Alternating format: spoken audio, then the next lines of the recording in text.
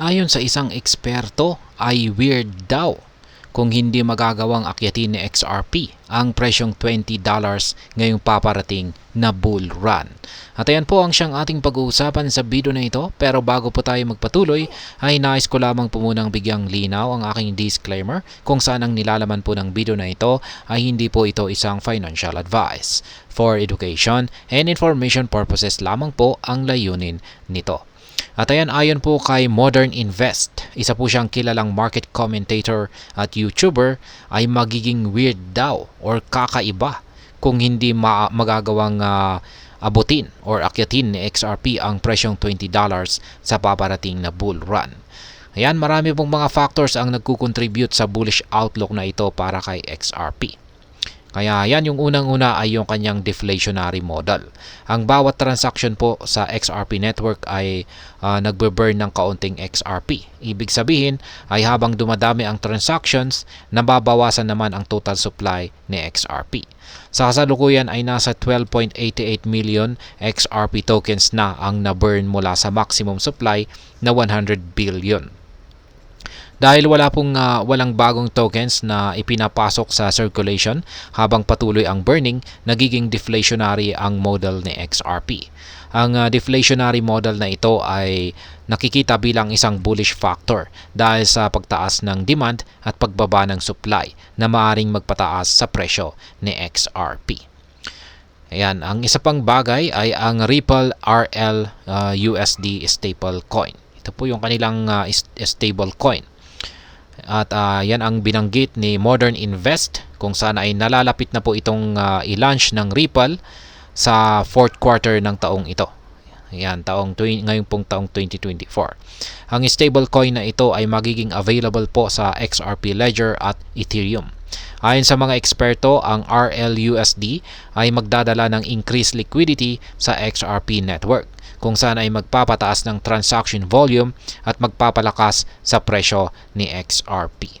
At ayan, meron naman po tayong institutional interest.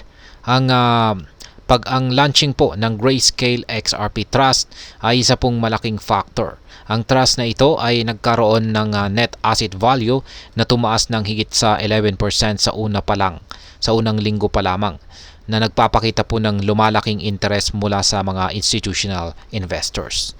Bukod dito ay may plano rin na mag-launch ng XRP ETF kung saan ay inaasahan pong magpapataas ng demand para kay XRP. Ayan. At maliban po sa institutional interest ay meron din pong mga retail accumulation.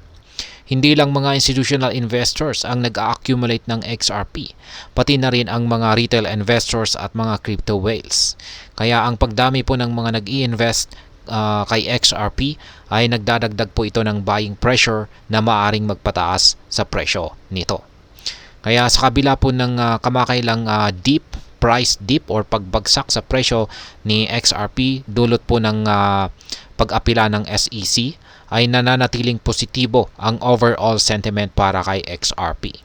Ayon kay Modern Invest, kung hindi maaabot ni XRP ang presyong $20 ay magiging weird daw ito dahil sa lahat ng mga momentum at mga factors na nabanggit. Para maabot po ang $20 na presyo ay kailangan po ni XRP na mag-rally ng 3,657% mula sa kanyang kasalukuyang presyo. Bagamat mukhang mataas ang target na ito, naniniwala si Modern Invest na possible po ito dahil sa tatlong mga bagay na kanyang binanggit dito. Yan po yung burn rate, increased liquidity, at ang institutional and retail demand. Yan, yung kanyang burn rate ay ito po yung pagtaas ng pagsusunog dahil sa mas malaking transaction sa network na siyang maglilimita sa available supply ng XRP.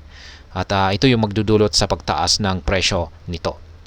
Sa increased liquidity naman ay ang launching ng stablecoin ng Ripple ay ito yung magdadala ng mas maraming liquidity kay XRP. Or sa XRP network na siyang magpapataas sa transaction volume at presyo nito. Sa institutional and retail demand naman ay ang lumalaking interest mula sa mga institutional investors at retail investors ay ito po ang siyang magdadagdag ng buying pressure para tumaas ang presyo ni XRP. At ayan, sa kabuuan, ay ang masasabi ko naman po rito ay marami pong mga factors ang nagko-contribute sa bullish outlook dito para kay XRP. Ang deflationary model, ang launching ng RLUSD stablecoin, ang institutional interest at retail accumulation ay ilan lamang po sa mga dahilan kung bakit naniniwala si Modern Invest na maaring maabot ni XRP ang presyong $20 sa paparating na bull run. At ayan, hanggang dito na lamang po tayo sa video na ito mga ka-crypto. Sana po ay inyong nagustuhan ang aking paliwanag sa video na ito. Kung inyo po itong nagustuhan, pagkiklik lamang po ang like button nito. Para naman po sa mga bago lamang dito, kayo po ay aking inaanyayahan para mag-subscribe. Pagkiklik na rin po ang bell icon nito dahil ito po ang siya magsisilbing notification nito sa mga bago kong videos na akin pong ina-upload sa aking YouTube channel na ito. Marami pong salamat sa panonood, ingat po tayo lagi at God bless po sa ating lahat.